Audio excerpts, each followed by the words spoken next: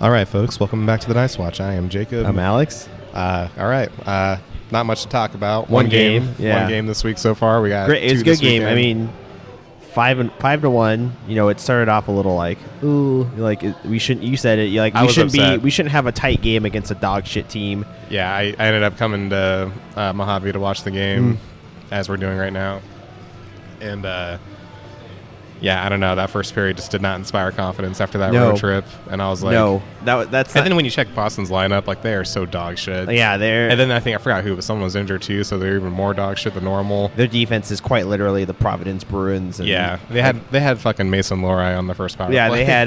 It was their first line was the only one to worry about with Zaka. Yeah. Zaka, Pasternak. Pasta, and then Lindholm maybe.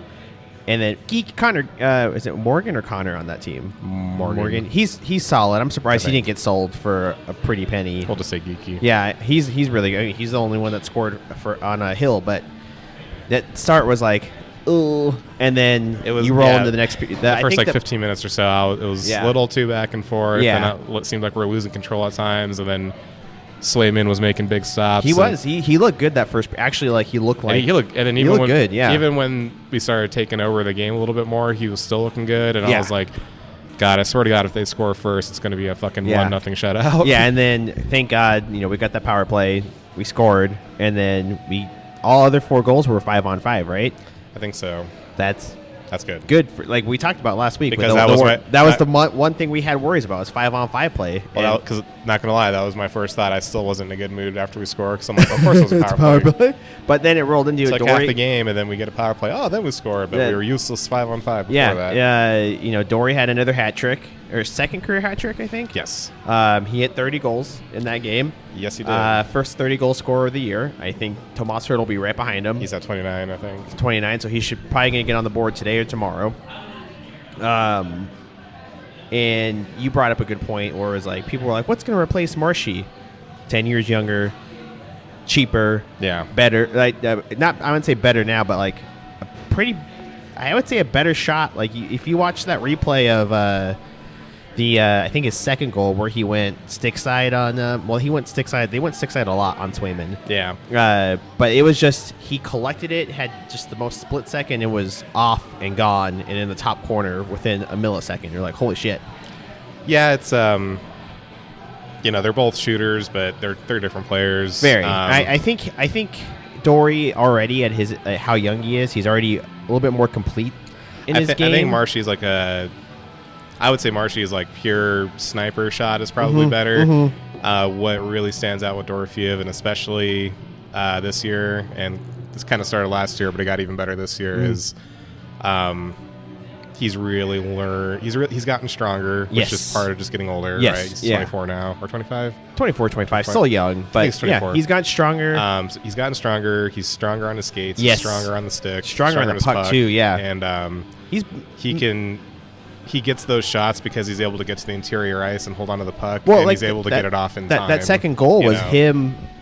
That second goal was it was a set play, right? Because it was off the face-off. They knew that they could. They knew that if they could win the face-off, they'll go to the corner, and then they just had Dory drift into right in front of the net. But Dory drifts in front of the net, and nobody was marking him because everybody was towards the middle of the play, and he scores. I think his decision making and his just IQ has gotten higher this year, and you can like I said, really see just knowing when to get the shot off and not to wait too long. Yeah, exactly. And he's gotten really good about that. I mean, but 30 also goals, not throwing it away from too far away. Yeah, 30 goals. That's right. That's what you hope for. You like that was and did we not call that? We did. Hot take. That was Dory was going to be a 30 plus goal scorer. I was thinking when I was driving home from work yesterday. I think we need to go back and visit at the end of the season. Visit our hot takes and everything. Because a couple of them were coming true. Edmonton's dog shit. Yeah. I mean, not complete dog shit, but they're not as good as people thought. And they're kind of on their way to third or fourth. They're teetering because, you know what? I didn't want to say it outright, but this reminds me of us last year. Yes. Because we were in Edmonton's defense, those guys are fucking dog tired. Oh, yeah. It was a long playoff run. When I was at the counter talking to Tyler, I said, the Capitals versus Panthers game was on, and fucking Cats gave up 5 again, and I'm just like, This is the time where you're going to feel it right exactly. now. I was like, hey, they won the cup, and they're still a great team on paper, but they're kind of falling apart at the seams. Yeah, remember last year we were in first in the Pacific, right? Up until it's kind of same time this year, right? Maybe a little after. No, I think we fell apart a little quicker. But in the back half of the year, we fell slowly because all the injuries all the time. It's going to catch up. Unfortunately for Edmonton, it's their two best players easily, and there's quite the fucking drop off in points. Your next player, your next best player is Evan Bouchard. Yeah, and he's been fucking awful on defense. And then so now your number one center. Nothing against Ryan Nugent-Hopkins, but he's not a number one center on a contender. He's a number 3 center, maybe. I was gonna say he's like a William. He's a great 3C. He's like a William Karlsson type, He's a second line center on a lot of teams, third line center on a cup team. And speaking of William Karlsson, he was back yes. on Thursday, and he looked great, very good. He looked both like where he's going to take a couple games to get up to. No, him and Riley Smith were wreaking havoc immediately. And I also noticed first PK, they were out there first over the boards, which God, I love to see that. Yeah, that's insane though. Think about it, like going into the playoffs. Power play happens. PK1 is Eichel and Stone. PK2 is Karlsson and Smith. Well, and that's the thing. I almost feel like they might be PK1. Yeah, because we're also at that point where, and this is coming straight out of Cassie's mouth in the post game, or maybe practice. I don't know, one of his recent pressers, where he basically said the balancing act that you have to play now is with Eichel and Stone is managing their minutes. You can manage that now with exactly. both those guys. They don't have to play every single situation anymore. Exactly. If you can give them some time off on the PK and yes, if your PK take them from 24 minutes a night down to 22, to 22, 20. Yeah. If your PK1's now Karlsson and Smith and PK2 is Kolasar and Howden or Kolasar and Waugh or Sod's been good on the PK2. Like then you all of a sudden take that extra 2 to 2.5 minutes of game time off your two best players, and that's gonna matter in the playoffs. I mean, look right now. Like Edmonton's screwed right now. Yeah, like they're lucky that the teams they're gonna be playing are dog shit teams. They're playing Seattle twice. I think San Jose a couple times. They play us once, but most of their remaining schedule is really bad. Yeah, but that team is really fucking bad. That team might be worse than Seattle. Without those two guys. Oh yeah, without those two, they're a fucking joke. They're not they're borderline. They don't look like a playoff. No, they're a borderline like lottery team. Yeah, like it's not going to be good. Fucking Vasily Podkolzin. Like I know we were talking about Golden Knights first, but let's look at this lineup real quick. So without Connor McDavid and without Leon Draisaitl, in case any of our 20 listeners don't know, they're out for at minimum a week in the crunch time of the season. Their lineup as it stands today, that we'll play today, is Jeff Skinner, Ryan Nugent-Hopkins, Zach Hyman, Vasily Podolskin, Adam Henrique, Victor Arvidsson, Jesus, Max Jones, who was in the AHL, Matthias Janmark, Kasperi Kapanen, Corey Perry, failed Pittsburgh prospects. Yeah, Corey Perry, Derek Ryan, and which Brown is this? That was the one that they thought that was going to score a bunch.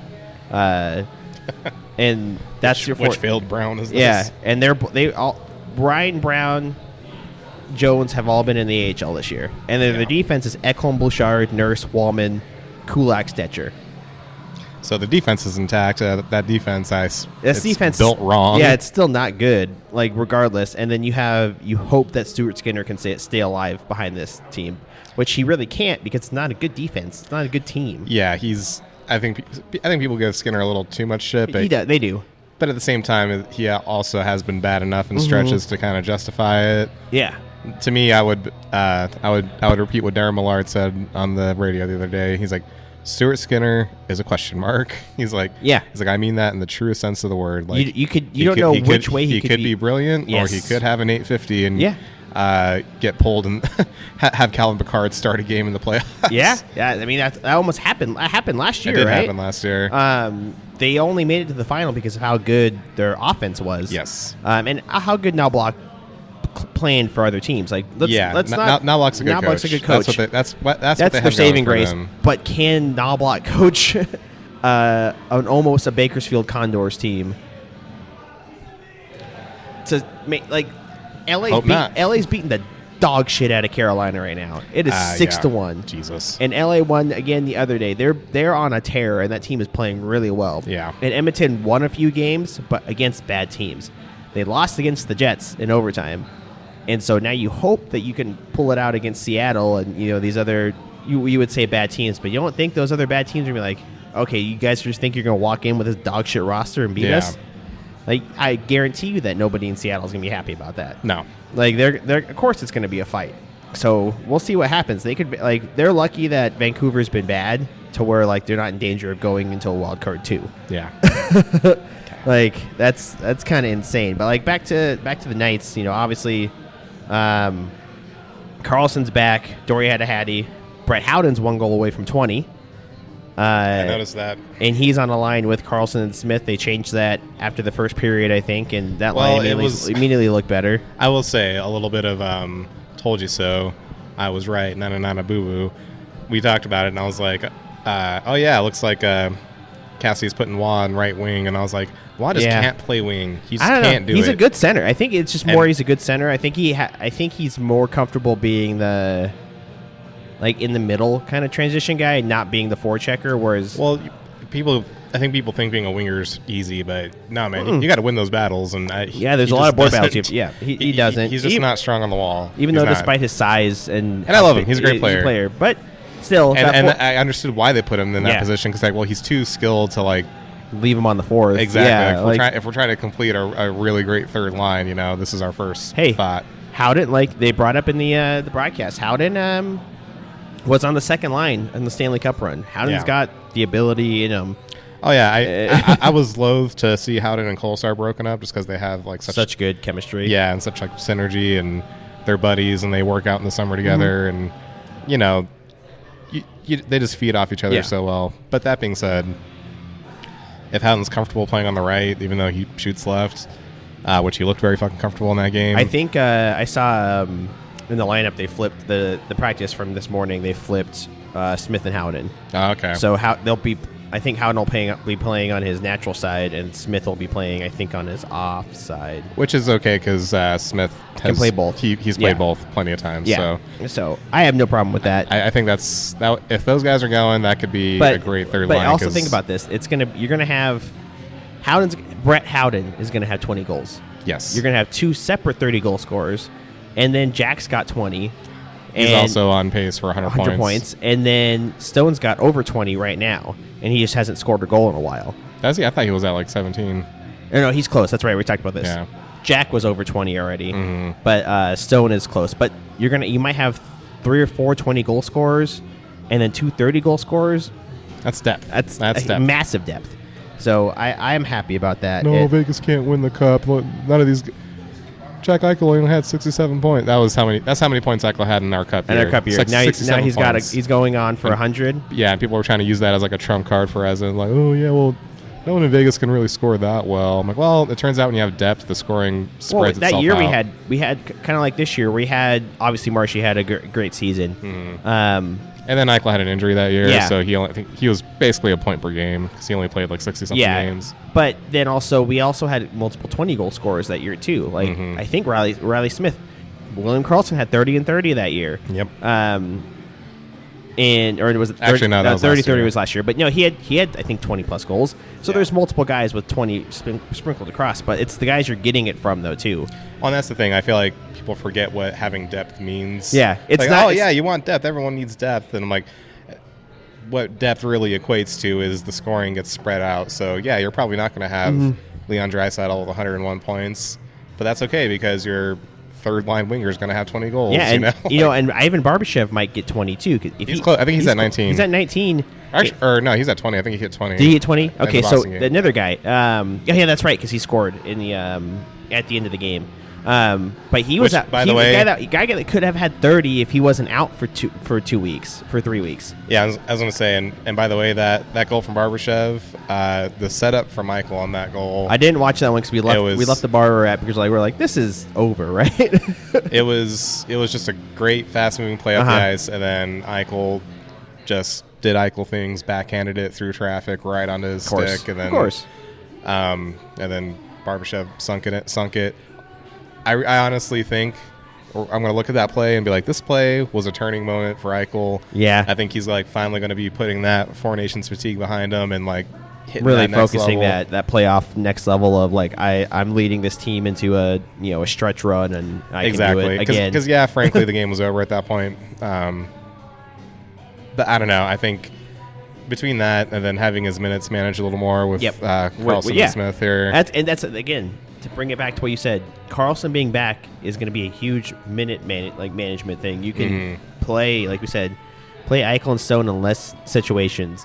Play Hertl a little less in certain situations. Let all those guys, all those centers above Karlsson, play a little less so you can have more rest for avoid burnout. I mean, look at the McDavid injury. Like everybody was saying that it was because Josh Morrissey cross-checked him in the ribs, but like barely gave him a shot, and it was actually a groin, and he didn't really do anything. He was just skating to the corner. I saw the replay. Nothing. He was just skating, and then suddenly he just like twitched and just looked visibly uncomfortable. And I was like, ugh. And it wasn't his it wasn't grabbing his ribs. He was like massaging his thighs, and everybody's like, well, it's because Josh Morrissey cross-checked him. I'm like, what do you mean Josh Morrissey cross-checked him? You mean a normal play? Some stupid fucking tweets like, why is everyone forgetting this sneaky dirty play from Josh Morrissey? I'm like, oh, typical little cross check to the ribs and his you mean groin a thing that open? You mean a thing a star gets every day, every single game they play? Like, oh yeah, you're the best player in the world. You're gonna get that shot every single. Not even on camera. It'd be off camera. Someone's giving him a shot. Oh, Edmonton fans, they'll see that and they'll bitch, and then they'll see Leon Draisaitl fucking two-handing Mark Stone's kidneys like a fucking piston and be like, oh no, that's just hockey, dude. Yeah, and then stop being a baby. And then another big thing though is Shea Theodore is back on the ice in a non-contact sweater. No, he was in the that's what I meant to say. He started in a contact sweater. He's not in a non-contact sweater. That's what I meant to say. It was very quickly. He practiced on Monday, I think, or Tuesday, non-contact, and the next day he was in a regular jersey. Mm-hmm. So he's probably going to be back tomorrow. I saw that they practiced today, but I couldn't find any tweets about it. Yeah, I think it was an early morning, like 9 a.m. practice, so it's probably like nobody was there. I was going to say, I was trying to see if there's any lineup notes or anything. He's not playing. It's the same lineup. I don't think he's going to play, but I was like, did he take any rushes? Take more? Yeah. He might play tomorrow, but I would assume his first game would be on the road, if anything. Which, again, we talked about this last week. We're like, you need a guy like that back to change the dynamics of your defense. Change the defense and also change the 5v5 offense. Yeah, he was playing so well. And nothing against Korczak either, because Korzak's had a lot of great looks, good chances. And but Shea Theodore is so dynamic. Shea Theodore, when he went out, he was the fourth highest scoring defenseman in the league. Yeah. And it's funny because we talked about this, I think, last episode, but it does kind of turn into, I don't know, what happens with Hanifin? Does Hanifin keep that top spot on the power play? Or, he's been so good and he's like frankly, he's thrived in Theodore's absence. Yeah. Which is kind of what happens. And it's kind of what you want him to do, right? Like, exactly. Exactly. And so it's like, well, if Theodore comes back, does Hanifin take a step? I don't think that he has to. I think he just needs to keep doing what he's doing, even if he's on the second pair or on the second power play. I think now he'd be we would effectively be able to run a power play too with one defenseman. Oh yeah, because now you can you'll be able to do Smith, Karlsson, Saad, Barbashev, and then Hanifin. And that's another thing to consider too, right? Like Theodore comes back and then it takes the pressure off of Pietrangelo too. Yeah, exactly, and it allows you to manage minutes. Yeah. And because Pietrangelo, I know we talked about how the guy's clearly injured. He's not quite himself. I don't think he's as bad as people think that he is. No, a lot of people are like, oh, he needs to fucking retire. Just scratch him. I'm like, you're not going to scratch fucking Pietrangelo. No. Like, get real. No. But that being said, if he goes from playing 18 minutes a night to playing 16 minutes a night, it's going to look a lot better. That doesn't sound like a lot, but that is a lot. In terms of hockey, it's a lot of time that you're not skating and not standing up. It's just standing on skates takes a lot of a lot of ability. Now you're asking the guy to spend 2 more minutes going up and down side. It's a lot. And if Theodore, again, like we said, eats an extra 2 minutes from that, perfect. Yeah. Now you're not playing Petro and Hanifin 25 minutes a night. You're playing everybody around 20 to 22. So I think that's going to be a huge thing when he gets back. Good problems to have. Yeah, great problems to have. I'll say it just because it bears repeating. I do think Theodore will really make the 5v5 more dynamic. Just with his playmaking ability, the way he keeps pucks alive. Yep. You know, a lot of guys right now, they're just smacking that puck back down down the wall from the blue line. Yeah, there's an actual setup. Theodore has the skating ability and the IQ to walk the line, to take a few steps in, to find a pass, find a shot, you know. Yeah.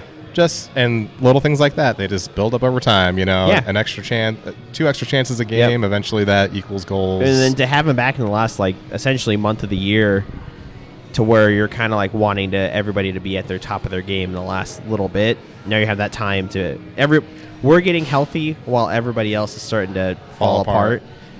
Yes, and dude, when you look at the lineup, is it just me or suddenly this team looks very deep? Let me list the lineup on the current lines when Theo will be back. Okay, it's gonna be Barbie, Eichelstone, Saad, Hertl, Dorofeyev, Smith, Karlsson, Howden, Pearson, Waugh, Kolosar, and then McNabb, Theo, Hannafin, Whitecloud, Petro, Haig, and then you've got Schmidt.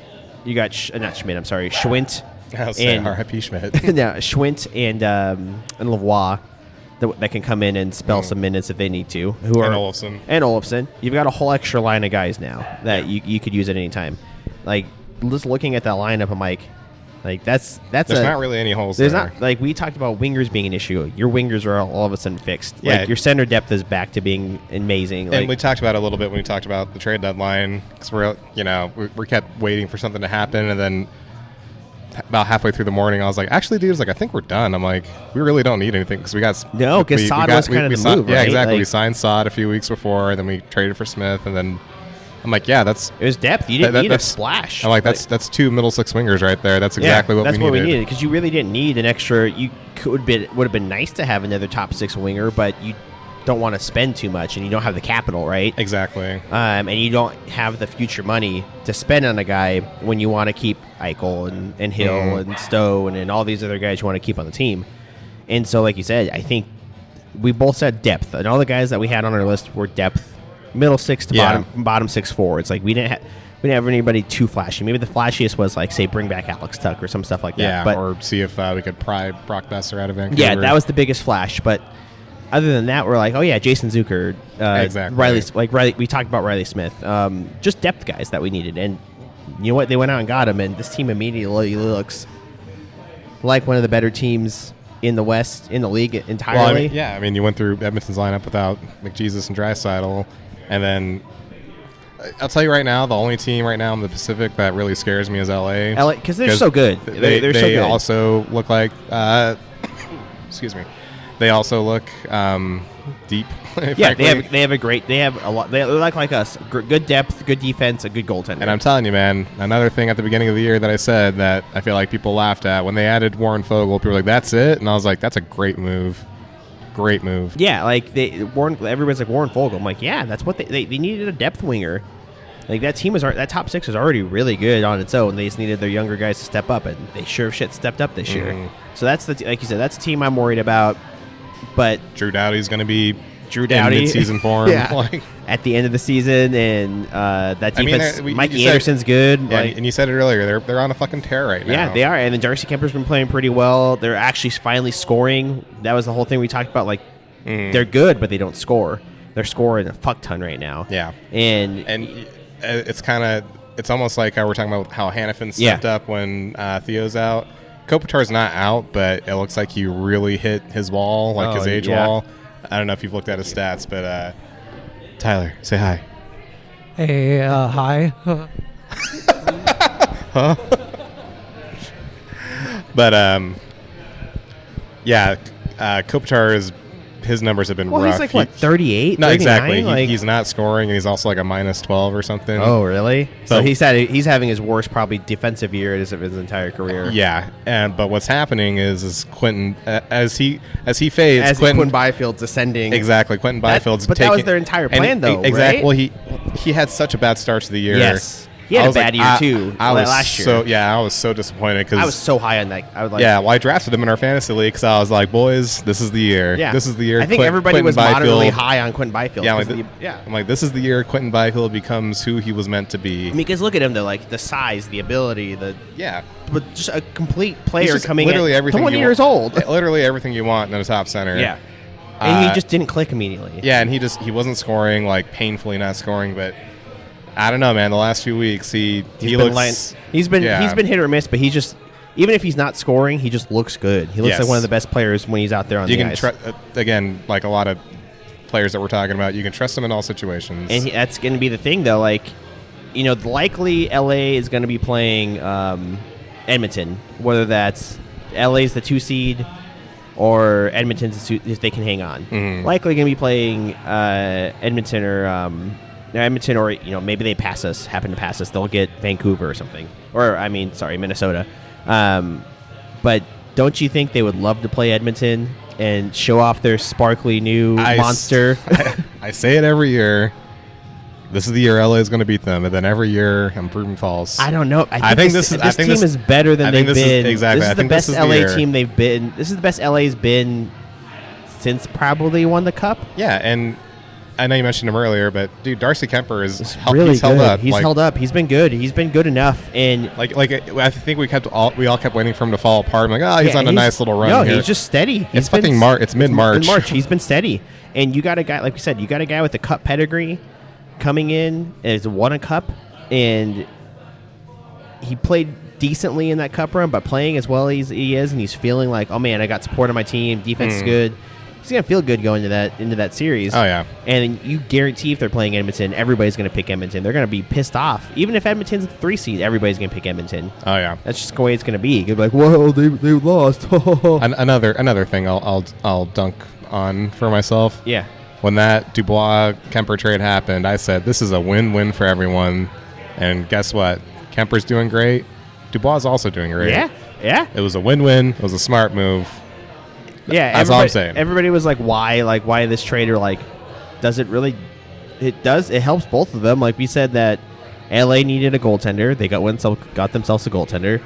And Washington needed some depth, but that was when we were like, well, Washington's going to be dog shit, so where are they going to do this? Turns out, we're going to do the most successful retool on the fly. Exactly. Like, this is what Washington is what Nashville wished they were. And that's how good they are right now. And but yeah, like LA, I mean, if we are the number 1 seed, that second series, if we happen to get LA, that's going to be a fucking bloodbath. It'll be like the, not to keep drawing back to the Cup here, but that's all I'm ever going to do for the rest of my life. But it'll be like, when we face Edmonton in the second round, we're like, I don't know, man. And then once we beat them, we're kind of like, dude, we're over the hump. We can do this, Yeah, I mean, I think that's one of the teams in the Pacific that we haven't beaten consistently that we'd have to get over that hump, right? Exactly. Like every other Pacific team, we've been able to own the series against them, and most of the teams in the West too. What gives me hope is that, again, the year we won the Cup, Edmonton smoked us in the regular season series. That's right. But playoffs are a different beast. A completely different beast. And if there's one flaw really that LA has that we have a strength in, Bruce Cassidy is a much better coach than Hiller. Yeah, and Hiller's not a bad coach. Plus, we have a better playoff pedigree than LA and currently has. Because LA, they have Kopitar and Kempe and Fiala, and Cassidy excels at adjusting in a 7-game series. Yes. I don't remember if it was Marchessault and I actually think it was McNabb. But I feel like this quote kind of got overshadowed in all the hubbub. But during the Cup, they asked him they basically asked what was the difference in this Cup run, and he basically says he's like, well, our coach he wasn't afraid to make hard adjustments, and some of those series we would have lost if we didn't adjust the way we were playing. So credit to him. He helped us win. Yeah, I think he's one of everybody all likes to joke about how Boston he's a hard ass. He's one of the best coaches in the league. I would say top 3, maybe top 5. To me, the best coaches in the league are him, Cooper. I feel like there's another obvious one that I'm blanking on. The Panthers head coach. Paul yes, thank you. And then Maurice, and I would even call Jim Montgomery still a really good coach. Yes. He came to St. Louis, and now they're a playoff team right now. I would say St. Louis just literally fired their coach 2 weeks after hiring him. Like, oh, Montgomery's available. Okay. Yeah, exactly. We're done. And you know what? They're playing really well. They're playing really well. They're in their wild card. So let's go through the standings right now. Okay. So the West right now, Central number 1. It's Central. Let's go Central. So it's Winnipeg, Dallas, Colorado. Same. That's going to be the same. It's not going to change. And then we've got Pacific, Vegas, Edmonton, LA. How close are Edmonton and LA right now? 2 points. Oh, wow. 2 points apart from each other, and then Edmonton's 3 out from us, and LA is 5 out from us. So very tight. And then Minnesota's at 83 in wild card 1, and St. Louis is at 77 in wild card 2, with Vancouver at 76, Calgary at 75, Utah at 73. So a very tight race for wild card 2 at least. Yeah. And I don't want to play them in the playoffs, but God, I am rooting for Utah. Me too. They could do something. They just can't have blowout losses to Edmonton. Yeah. But in the East, when I left the house, they were beating Tampa though. Hey, look at that. In the East, you've got Florida, Toronto, Tampa Bay in the Atlantic. So that's 87, 87, 85. Those three teams are going to go anyway for number 1. And then the Metro, Washington's the first team to clinch their division. So Washington at 100, Carolina at 88, New Jersey at 90, and then the wild card is Ottawa right now at 77, Montreal at 74, but New York is at 72. And please, dear God, don't make me watch New York Islanders hockey in the playoffs. I will kill myself. That team, God, I hate that team. Yeah, but then I feel like you've hated them for a while. And for me, it's been a slow build. Yeah. They used to be like, oh, well, they had all those conference finals appearances. Yeah, it's just got their game style's gotten just more boring and just worse. They've only gotten older. They've only gotten slower. Yep. And God, I forgot who said this, but I don't want to steal anyone's phrasing. But I heard this on a hockey podcast the other day. Someone's like, "Is it just me or the Islanders like the worst defensive team?" Yeah. Well, they're built to be a defensive team, and that's usually their trademark. But they also can't keep the other team from scoring anymore. It's them. It's crazy. I think they have the worst power play percentage in the last 30 years. Something not power play, but penalty kill. They have the worst penalty kill, despite being the worst penalty kill in a long time. And then also in that top 5 includes Minnesota and somebody else. It's just an insane metric. Yeah. But that's also the thing. It's it's the battle of fucking dog shit to make that wild card 2. Oh yeah, the East is a fucking joke, dude. Yeah, I take anything over the West right now, and that's the thing. The East might win. I'm like, okay, but that means the West is gonna be beat up. By the time they get to that final. The only reason an East team would win the cup is because a West team had to go through fucking us or Dallas or fucking Colorado. Exactly. So, and then that's the biggest things right now. I mean, we talked about Edmonton kind of about to swan dive off that cliff. Hopefully. I don't want to record next week and be like, hey, remember how we thought Edmonton was gonna? They're in first now. Shit the bed while they went on a fucking 4-game winning streak. I don't know. I mean, that's what you say that, but the parity is high, but that's why I think they're in a very bad position because of how high the parity can be. Seattle can beat any team if they really actually try. Well, because earlier in the year when McDavid was injured, Draisaitl took over and went into beast mode. Yeah. When you're missing both of them, that's not good. You don't have anything. You're missing effectively. That's your plan A and your plan B. You're effectively missing 200 points. Oh yeah. Literally 187 points. You're missing the number 1 goal scorer in the league off your team. So all of a sudden 50 goals just fall off, and Zach Hyman's been not very good, and yeah, it's 30-something points, I think. Yeah, no one's there to feed him for points or goals. Who's gonna run that offense? What's that power play gonna look like? So I think we're in agreement of Edmonton not being scary anymore. Here's my question for you. Who is scarier, Colorado or Dallas? Jesus. That's me asking me as an 8-year-old child, which clown is scary? I'm both. Pennywise or Bozo? You're right. You want to say Colorado because of Nathan McKinnon and Cale Makar and the possibility of Gabriel Landeskog coming back and what they did at the deadline. But I think Dallas is just... Well, then again, Dallas' defense... Really, if Heiskanen's back, that defense still isn't very good. No. That defense... I mean, with Heiskanen and Lindell, obviously they're good, but Matt Dumba's been bad. Their defense is literally like split down the middle. Like Heiskanen, Lindell, and Harley are all great. We're great. And then you have Cody Ceci, Matt Dumba, and a fill-in like Lean Bichelle or Lindquist or something like that. But at the same time, like, isn't that kind of like all you need, like on your D pair, like one good guy per pair? Because like that's kind of how Tampa was built. That's very true. Yeah, I mean, and of course we see this through a lens of like what our defense looks like, right? Because our defense, almost every single one of our defense would be a top 4 defense pairing on most teams, right? Mm-hmm. But you can't tell me that Edmonton wouldn't love to have a Nicholas Hague in their lineup. Oh, yeah. Hague or Whitecloud. But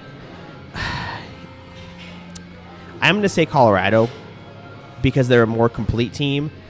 But Dallas scares me in that they can be a nastier and heavier team with the forwards because Sagan is skating and he might be back for the playoffs. Huh, funny. Wow, this is crazy. All these guys are miraculously getting back. Landeskog might be back. Sagan might be back. Evander Kane will be back. But my other thing too, Miro Heiskanen will be back. Yeah, my other thing too is what a miracle. With the Stars, you have like they've got depth up and down the lineup. Mikael Granlund hasn't really been in a playoff series. That guy's gonna want to show up, right? Yeah. He hasn't been in one in a while.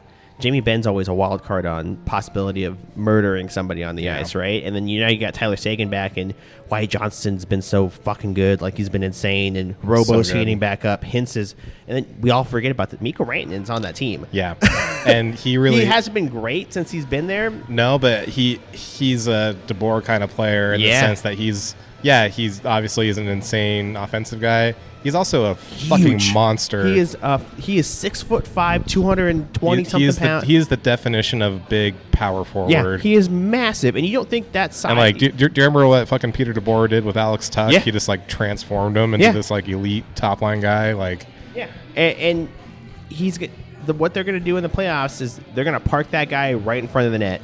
Oh yeah, you're gonna, and Hintz is big too. Like Hintz is deceptively large. Yeah, he may look like some shady, but he's a big boy. So you're gonna have a Hintz, you're gonna have a Robo Hintz, Rantanen first line possibly, and then Wyatt Johnston, whatever you're gonna have that set up, or Wyatt Johnston might be on the first line center. Whatever works for you.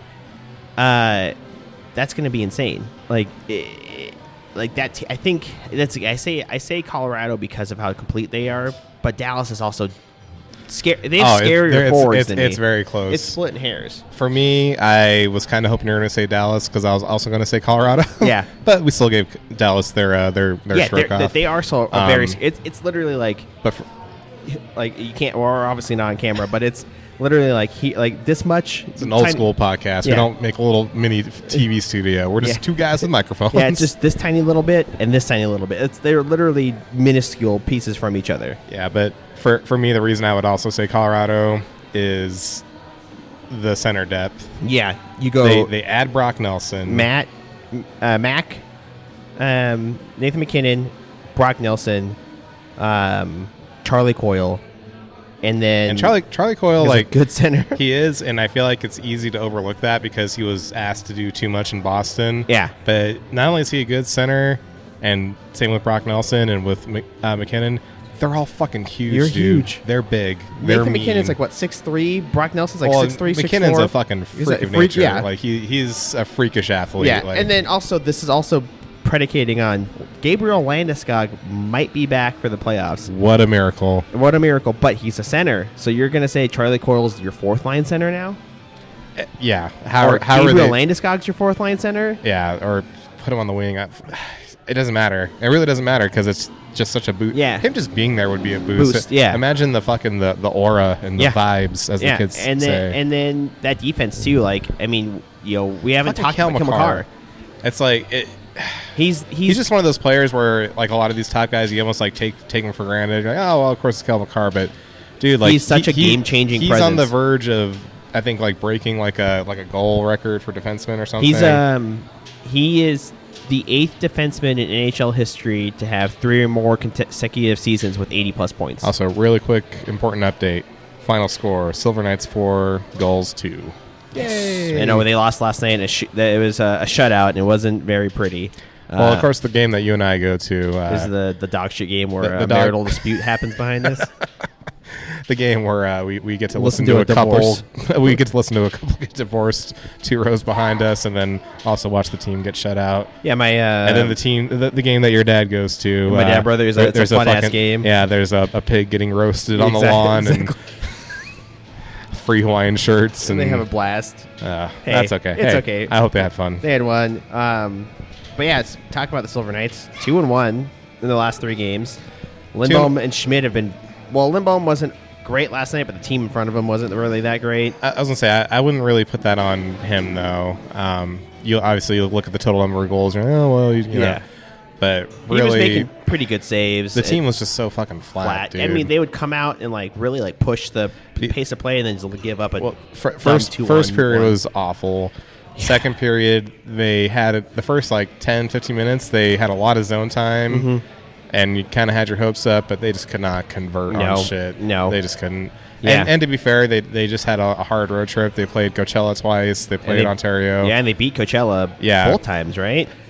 Or at least once, I think. I think they beat them both. And Coachella's the number 2 team in the division. Coachella's been really good. When we were walking out of the game last night, I was like, how do we beat Coachella and then lose to the fucking Gulls? The Gulls, hey, we're not 10th anymore in the Pacific. The Gulls are. And that's Billy Husso.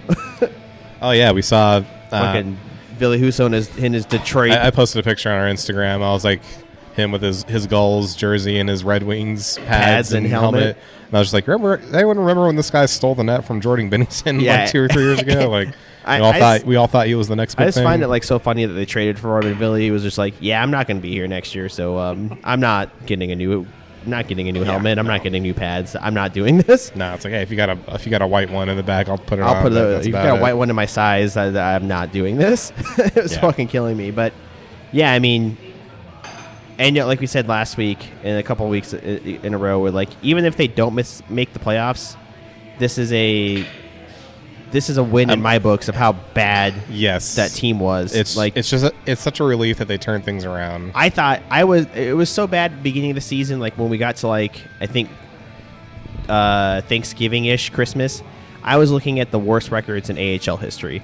Yeah, just to see how bad we are. Because we're both like, dude, we might be historically bad. We were fucking awful. And you said it the other night, it's such a turnaround, right, from just the overall record, but at the home record, how bad you said we had we won 1 or 2 games in the first 2 or 3 months of the season at home. Yeah, we were seriously like 18-1-1 or something. Yeah, and then it was ridiculous. And we've only lost 3 or 4 games at home since the All-Star break for the AHL. It's insane. Yeah, and real great turnaround, and I think that's good that Ryan Craig can turn a team around from just how pitiful we look. Yeah, and just not give up, and get that message through, guys, we're not fucking doing this. Yeah, we're not going to be historically bad. Hey, you know what? We went from the last place team in the league to now I think we're 24th or 25th. That's a win in my book. I'll take it. Nobody thought we were going to be great, but I didn't think we were going to be that bad. Yeah, I thought we would be a middle of the road team, maybe fringe wild card team if things went right. But yeah, the way it started was pretty disheartening. Pitiful. But yeah, I remember saying to you, I'm like, well, this is training for us for when one day Vegas falls apart because all our players are in their 30s. Well, that's the thing. Maybe we can even talk about that since we've got plenty of time till the game. Do you think that the way Foley is, and then we talked about it, I think maybe off podcast, but obviously he's an older man, and what's going to happen when his kids inherit the team? You said that apparently his son's just as much of a of a person like Bill is. His son that's poised to take over seems to have the exact same mentality that his dad does. Which billionaires raise good little billionaires, but but at least he's got a perspective of I want this. We need to be competitive and not just go through periods of being bad. He's not going to be like fucking Terry Pagula. That doesn't give a shit. It's clear that he's going to put emphasis on making sure that the team is good. Yeah, making sure they have money to do the things that you need. And that's what I wanted to ask you, Mike. So do you think this team is ever fully going to actually be a bottom 5 team in the league? Maybe down the line, but the way they can spend money and the way the cap's going up, I don't think we're going to be in a period of an obviously bad team anymore, right? I think we're... Yeah. I mean, in general, speaking in general Well, terms. but then when we have all these supposed expansions coming, the talent pool is going to dilute. Very true. Yeah, if you get an extra 2 teams, that gets diluted. I mean, look at Edmonton right now. We won't be able to protect anyone this time. Yeah, we sure as shit won't. I mean, you will lose or Nick be Waugh. be exempt this time. Yeah, you will lose Nick Waugh. You will lose a Haig or a White Cloud. You'll lose a guy. But I think we're going to be more of maybe a middling to okay season and then retool on the fly. I will say that I'm not going to say it's impossible that we're a bottom 5 team one day, but if we are, I think we'll be able to correct it relatively quickly, if only for our ability to attract free agents. And attract free agents, I also think... apparently that was a subject that came up in the GM meetings was, we need some kind of way to take away the tax advantage. I saw that. That's so fucking stupid to me. And I know I'm going to sound salty because we're one of those states. But so does... So is Florida, so is Dallas, so is Texas, so is... Well, no, exactly. People are like, well, that's why these good teams are so good. I'm like, well, Washington doesn't have state taxes. Why is Seattle so bad? Yeah. And even with Florida, people say, no taxes and palm trees. It's unfair. That's why they're so good. No one was saying that for 25 years. When they were dog shit. When Florida was the joke of the fucking league. They didn't have taxes then either. Tampa was really bad, too, for a long time. Don't give me that bullshit. All of a sudden now it matters. I'm like, remember when... It matters now, but remember when we came to the league, all you guys were like, no one's going to want to go play in Vegas. They're going to hate it there. It's going to be this. You know what? You know who gladly came back to Las Vegas? Riley Smith. You know who picked Las Vegas over Edmonton and Calgary and LA and all these and Dallas? Brandon Todd. I'm going to preface the statement. Preface the statement. Preface. I'm going to preface this statement. Alex, I learned a lot of my vocabulary from reading as a young lad, okay? I didn't really say a lot of these words out loud. But anyways, I will preface the statement by saying with current events, geopolitically, I stand for the Canadian people, and I'm on their side. Yeah. But when it comes to hockey, they are so whiny. They're such whiny babies. Have such a fucking victim loser mentality complex. No, for real. And this whole tax shit, I almost hope they do some kind of program just so that we can laugh when certain teams are still bad and still can't attract free agents. But that's the thing. It's maybe you can pay them more based on the taxes, right? But no one's going to want to live in fucking Buffalo. No one's going to want to live in fucking Winnipeg. Or Edmonton or Calgary. Or even Carolina. That's a good team, but their facilities are so bad. They're the best team to have the worst ratings on facilities and ownership. Yeah, and that shit matters. It does. People act like it doesn't. No, if you're a player, would you rather play in Carolina where, it's a good team, but your coach is super hard and old school and has you fucking skating a million miles a night, then you go to your fucking facilities and it looks like a fucking 70s locker room, or you can go to a place like Vegas where everything's super modern, super sleek. They fucking wash your car for you when you're at practice. Fucking get all these amenities, all the food you want. You have a beautiful home for relative. I know we talk about how expensive it's gotten. You can get a beautiful fucking house for way cheaper than you can in the Carolinas or Florida or anywhere in Canada, and you can get a massive home. And then all those guys live in the same neighborhood, the ritzy area of Summerlin, where and then that's only a 30-minute drive, for maybe 20 from Summerlin, and they'll probably give you a car. 20 to 30-minute drive from Summerlin to the arena. Yeah, and more importantly, the fucking practice facilities right there. Because let me tell you, the reason why people go to Florida isn't just the no taxes. It's the fact that they could ride a golf cart. They all literally live on the beach and they get on a golf cart and go to their practice arena. Facility. That arena is beautiful, and that facility is gorgeous. Same with Tampa too. Again, are you telling me look at Alexander Holtz? He said, I love the heat. I really wanted to come here. I'm glad I got traded to Vegas. Grew up in fucking Sweden. Yeah, and he goes, I love the heat. I love the temperatures out here. I had that thought when we were at the game and we saw him playing. I was like, I wouldn't be surprised if he's just happy playing in Hendrick. Exactly. I mean, obviously he wants to be in the NHL, but he doesn't look frustrated when he's out there. Exactly. And as far as him being an RFA, maybe he could try to play hardball and be like, "Nah, trade me. I have too much potential." Sure. Or maybe he's gonna be like, "Actually, right. maybe he'll be like, actually, I'm living a pretty sweet life here. Just give me a fair RFA deal, and I'll try to make the team out of camp." And again, to think about it, we've talked about this so many times on the podcast, the pressure, the lack of pressure here. I mean, even think about, like, not even us. Think about Florida. Think about Colorado. Think about Dallas. Think about these non-traditional markets. There's not a lot of pressure to win.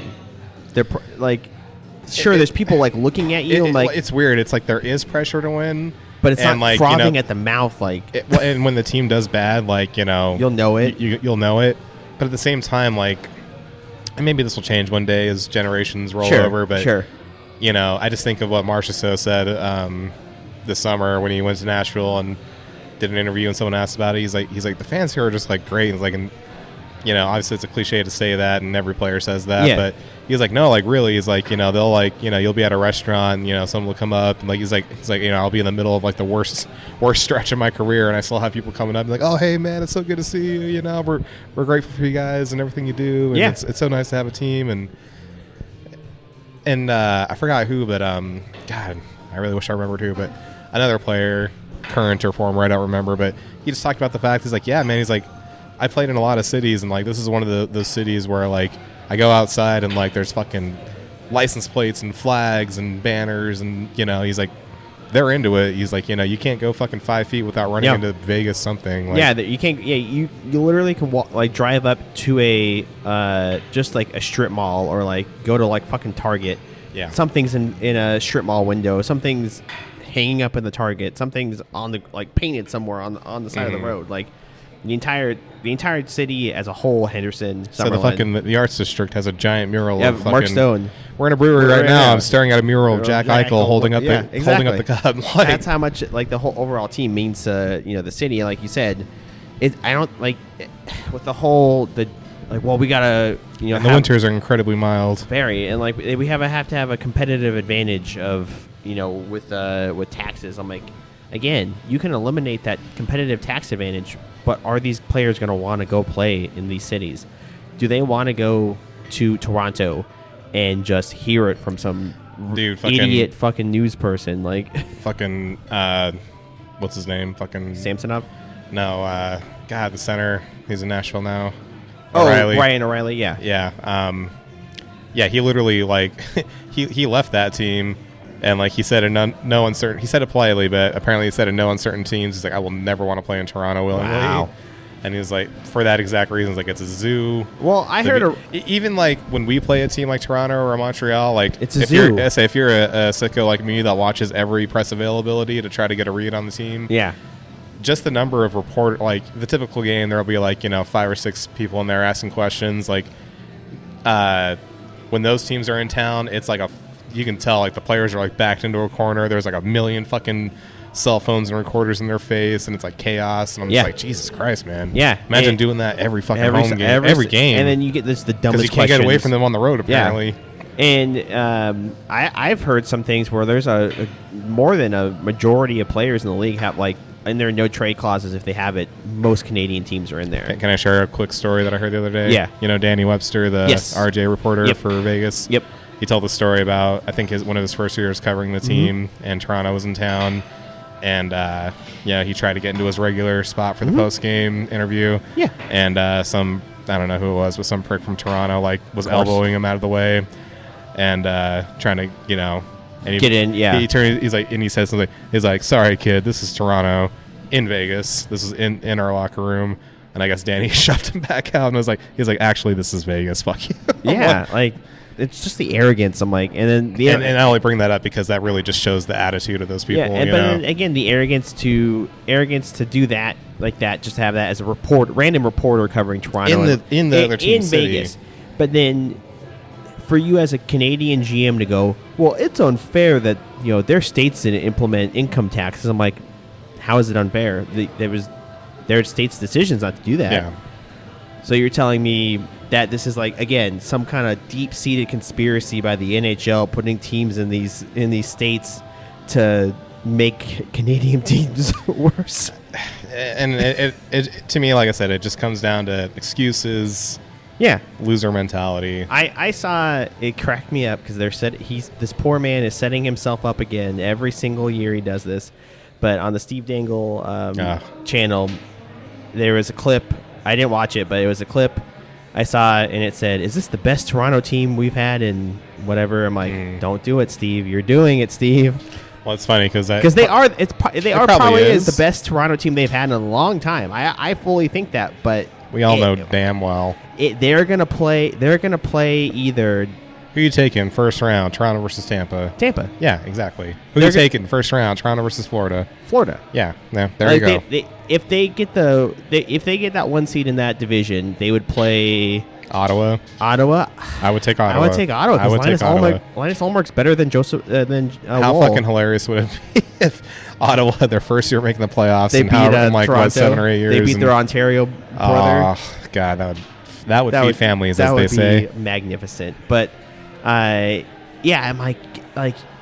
so that's the thing. Like another thing I like about our media, like we obviously we're not really media, we're just two dudes, but like we hype the team up, everything. But there's in like the main voices you hear in Golden Knights media, like they're never like, this is the best Golden Knights team ever. They're gonna for sure do it. It's more critical, but also like kind of more even keeled. Like with Danny Webster and Jesse Granger, it's more of an even look. Yeah, and I agree. It's more even keeled. Sometimes it slants one way or the other. Yeah. Like Ken from Sinbin's notorious for being a little negative. Yeah. But even then, I'm like, I don't think he's as negative as people think. He just kind of more analytical. He's more analytical. And to me, I'm like, well, he's just giving his analysis. Yeah, that's all anyone can do. Yeah, he's an analytics Sometimes guy. I'm negative on the team. Oh yeah. And you were to start the game on that's when I'm sending you angry texts in the middle of the game. Yeah. And I'm like, oh wow, real even first period against a dog shit team. I know, and we have to make sure that you're always negative so the team wins a little bit That's more. the only time they win. I know, but even then, like we're not like Ryan screaming Wallace, for heads and shit like that. And exactly. And then like Ryan Wallace, who does the post game show, like his big thing I've noticed over the years is looking at the big picture and they had a bad road trip, but if you look at the big picture from the start of the season till now, Vegas has consistently been a top 5 team. That stat you showed me, it may not look like that we're great or goaltending is great, but Adin Hill. Yeah, let me pull that up right now. What was he like after that game, after the Boston game? He's like some crazy stat, like a .934 save percentage, 1-something goals against. Like just outside of like Hellebuck, one of the best goaltenders in the league in this stretch. So Jesse Granger posted this. Adin Hill's last 8 starts, he's 6-1-1, .937 save percentage, 1.75 GAA. And think about that. That is he almost had another shutout. That was with that stinker against LA. Yeah, exactly. He has been very good, incredible. So, and that's what you want rolling it, and that's why he got an extension, right? But that's what you want from a guy rolling into the playoffs. He's playing hot. He's going to be playing Detroit tonight. We'll see how that goes. I feel like this kind of vanished, and everyone just stopping at a talking point because it hasn't happened yet. And knock on wood. But after last year, everyone's like, well, this guy can't stay healthy. He's too injury prone. You can't have a guy like this that's just so unhealthy. And he's taking some knocks in the net. Yeah, he hasn't really had a long stretch of I'm sure he's had 1 or 2 injuries. We're talking about how good Adin Hill is. You want a quick how good Adin Hill's been? You mean Adin Mountain? Adin Mountain. Yeah. Mount Adin. Yeah. Did you? I don't know if you saw the stat, but Jacob just brought it up. Adin Hill in his last 8 starts is 6-1-1. 934 save percentage and 1.7 goals against, and that's with that stinker against LA. Yeah, he's pretty been consistently. Fantastic. Yep. You know what? It's not going to matter in the playoffs. Yeah, that's why I try to remember. That if Samsonov, that's what he just said. And I was talking about that too. We're like, knock on wood. But I was like, if Samsonov's playing in the playoffs, something has gone Something's wrong. bad. But then again, think about the Cup run. Something went very wrong, and Laurent Brossoit was our starting goaltender. That's like a goaltender that can rise to the occasion.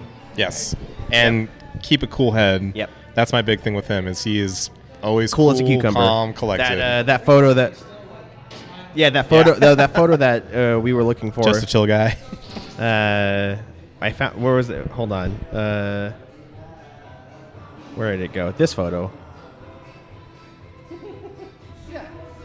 The one. That, yeah, that photo of him just like.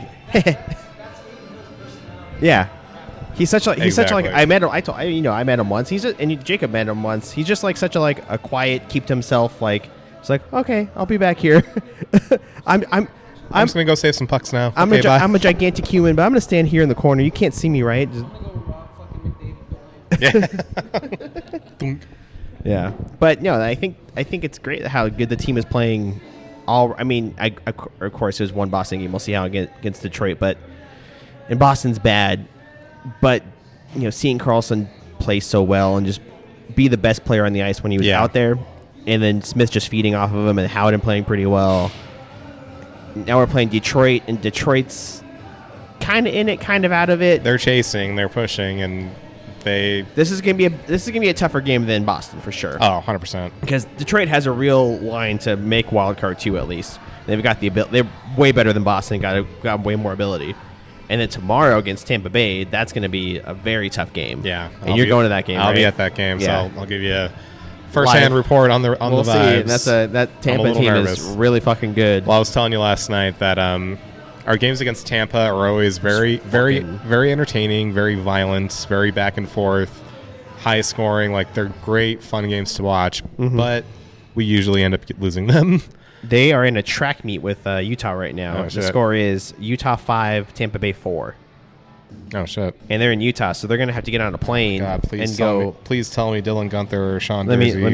Let me see who scored. Have gotten me points. So Josh Doan, Logan Cooley, Alexander Kerfoot, Logan Cooley again, Nick Schmaltz, and no points from Dylan Gunther and Sean Durzi. I did bench Clayton Keller today because he's been bad. God, what a crazy game. So I am 26 points behind Kyler. The Caps are beating the Panthers 6-3 right now. Oh yeah, I saw that. They are, oh boy. And then let's see. The Kings beat the Canes 7-2. Flames beat the Islanders 4-3 in overtime. The Blues beat the Blackhawks 4-1. Wild beat the Sabres 4-1, and then the Stars beat the Flyers in overtime 3-2, and then the Rangers beat the Canucks 5-3. Huh? But yeah, that Utah Tampa Bay game. I mean, I hope they're tired tomorrow. That's all I'm hoping. That and it's a back-to-back, which we're in a back-to-back too. But we're at home. We're at home. These guys can leave the arena and go home and go to sleep. They have to get on a plane from Utah and take a 2.5 hour flight. Yeah, which isn't like a terrible distance or anything, but still. It's still, and plus the time change, and then the game's at 5 tomorrow, so it's relatively early. Yeah. But speaking of, what time is it now? 4:22. 4:22. I have one last little thing. I want to play a little game with you. Okay. I want to play Guess Who the Golden Knight is. Oh, jeez. I'm going to give you 4 or 5 names. I'm going to have you guess who the Golden Knight is. Oh, so these are like random names. Random names and games played. Guess which one has played for us? Yeah, guess which one has played for us. Okay. Let's see. All right. First name. Sergei Krivokrasov. 17 games played, 1 goal, 2 assists, 3 points. Mike Watt. 18 games played, 1 goal, 1 assist, 2 points. Thomas Heike. 27 games played, 2 goals, 5 assists, 7 points. Ryan Zingle. 21 games played, 4 goals, 8 assists, 12 points. Matt Gilroy. 14 games played, 1 goal, 2 assists, 3 points. This is with Vegas? With Vegas. In the organization? No, Vegas. I'm just going to say to Zingle because I know he played in Henderson, but he never played a goal. Never played a game against the Gold. What was the last name? Matt Gilroy. So it's Krivokrasov, Zingle, Watt, Gilroy, and Heike. How do you spell Heike? Hyka. Yeah, fuck if I know. I'll just say Heike. Yeah, it's Heike. Oh, okay. Yeah, so that one sounded vaguely familiar. I kind of picked the same amount of games all together. So Heike played 27 games for us a few years ago. Krasov was an Anaheim Duck for a little bit. Zingle obviously played for the Silver Knights, but he played for Columbus is where I pulled those numbers from. Oh, okay. And then Watt played for Nashville. and then Gilroy played for Ottawa. Yeah, because I was like, I remember seeing him in Henderson, but I was like, did he get called up at some point? I think he was borderline getting ready to be called up in that bad seat, like that injury, fucking plague we had. But hey, I thought you were going to get it off the bat because I'm like, I know he knows last names pretty well. But no, that's it. And then we're going to be watching the Red Wings game here in about 30 minutes. Yeah, we'll see how that goes. Tampa tomorrow. There's a little post-game scream into the microphone afterwards. But we'll pull all this gear out just so we can scream. Exactly. But until next week, stay gold. Stay gold.